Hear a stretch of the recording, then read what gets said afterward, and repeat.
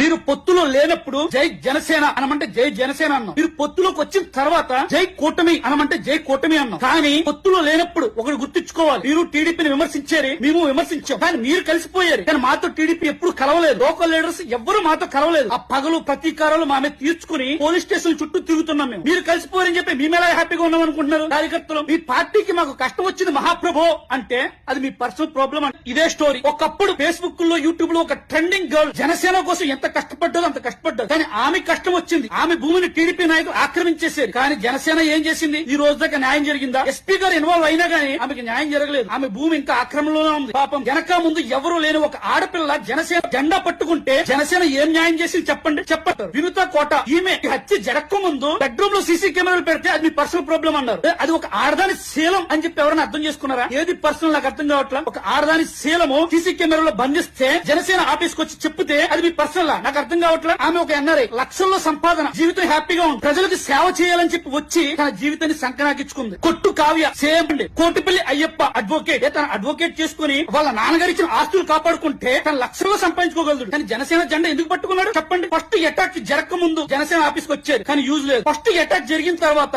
బంగారం డబ్బు ఇంట్లో ఉన్నదంతా పట్టిపోయారు, ఊడ్చేసారు. బంగారం డబ్బు ఈ టీడీపీ నాయకులు ఊడ్చిపాడేశారు. ఆ వీడియోలు ప్రూఫ్స్ అన్ని పోలీస్ స్టేషన్ సబ్మిట్ చేశాం. ఆ పెరవలేస్తే మా ఆతులు కూడా పీకలేమన్నాడు, మా ఆతులు కూడా పీకలేమన్నాడు. ఇదే జనసేన ఆఫీసులోకి వెళ్తే అది మీ పర్సనల్ ప్రాబ్లం అన్నారు. కత్తులతో నరికేసేది. సెకండ్ అటాక్ జరిగినప్పుడు డైరెక్ట్ గా ఆ రక్త కాలువతోటి పార్టీ ఆఫీస్కి వెళ్ళాడు. అప్పుడు కూడా మీ పర్సనల్ ప్రాబ్లం అన్నారు. బాబు ఇది మా పర్సనల్ ప్రాబ్లం కాదు బాబు. మీరు జనసేన పొత్తు పెట్టుకోకముందు మేము టీడీపీ నాయకులతో పోరాటం చేయడం వల్ల మా మీద కక్ష సాధింపు చర్యలు. ఈ కోటిపల్లి అయ్యప్ప అనే వ్యక్తి పర్సనల్ ప్రాబ్లం కాదు. కార్పొరేటివ్ సొసైటీలో ఒక అవినీతి జరిగింది, దాని మీద పోరాటం చేస్తున్నాడు. ఇది పర్సనల్ ప్రాబ్లం ఎందుకో చెప్పండి? పర్సనల్ ప్రాబ్లం ఎందుకో ఉద్ది అవినీతి మీద పోరాటం. చివరికి కార్పొరేటివ్ సొసైటీ ఎంప్లాయీస్ కూడా అవినీతి పరులు అయిపోతే ఎవరు చెప్పుకుంటారు? ప్రభుత్వం ఎవరిది? మనదే కదా. ఆకులు సుజాత ఈమె జనసేనకి మంచి హెడ్ ఆ ఏరియాలో. ఆమెది కూడా టీడీపీ వాళ్ళు ఆక్రమించేసుకున్నారు భూములు. 3 కోట్ల రూపాయల ఆస్తి. ఎన్ని రోజులు కష్టపడాలంటే మాకు ఎక్కడ న్యాయం జరుగుతుంది? మా జీవితాలన్నీ ఇలాగే సంకరాకపోతాయా? ప్రజారాజ్యం అప్పటి నుంచి ఏమి ఆశించకుండా మీకు సేవలు చేస్తుంటే మీరు మాకేం న్యాయం చేశారు చెప్పండి? ఏ న్యాయం చేయలేదు. అధికారంలోకి వచ్చిన తర్వాత